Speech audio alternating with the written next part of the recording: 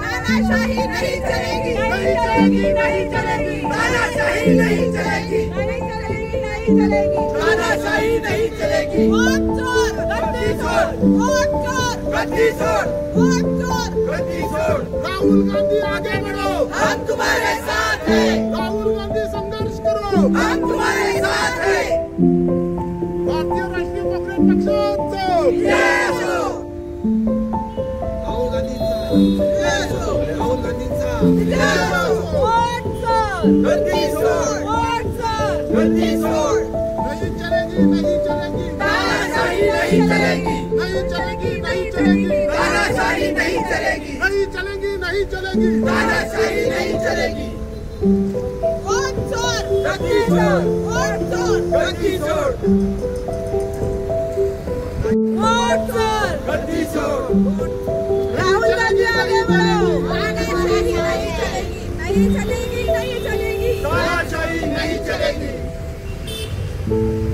राहुल गांधी आगे बढ़ो, हम तुम्हारे साथ हैं। राहुल गांधी आगे बढ़ो, हम तुम्हारे साथ हैं। तानाशाही नहीं चलेगी, तानाशाही नहीं चलेगी।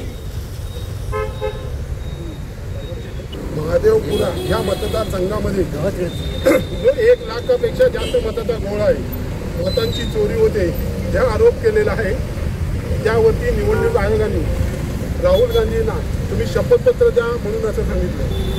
या वेळेला राहुल गांधींनी लोकसभेत आंदोलनही केलं, त्यांच्या सर्व 300 खासदारांना इंडिया आघाडीच्या अटक करण्यात आली, त्यांच्यावर कारवाई करण्यात आली।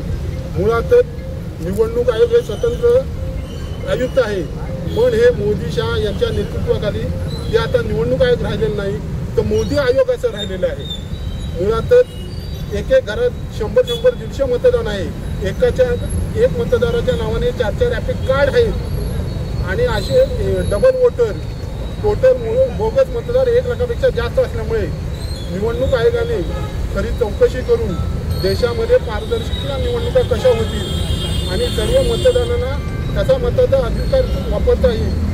भारतीय लोकशाहीने संविधानाने डॉक्टर बाबासाहेब आंबेडकरांनी प्रत्येक नागरिकाला 1 मताचा अधिकार दिलेला आहे। ह्या देशाच्या मतदार यादीत लाखो डबल मतदार आहेत, अनेकांची डुप्लिकेट 8-10 ठिकाणी नाव आहेत, अनेक राज्यात आहेत, अनेक जिल्ह्यात आहेत। निवडणूक आयोगाने पारदर्शक कारभार करायला पाहिजे, या सर्वांची गांभीर्याने चौकशी करायला पाहिजे।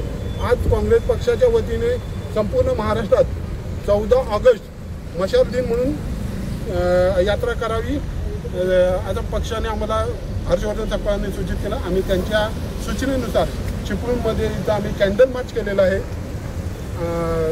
असंच हे आंदोलन यापुढे अधिक जोमाने चालू राहील। जय जय महाराज। मार्च जरा करू काही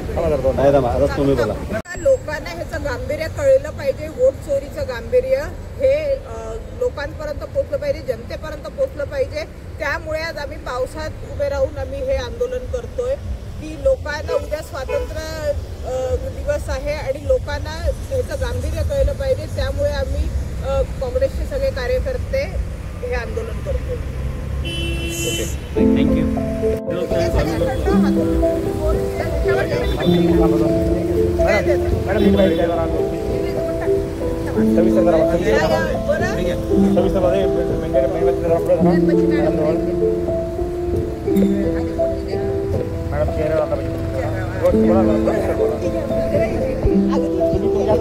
मॅडम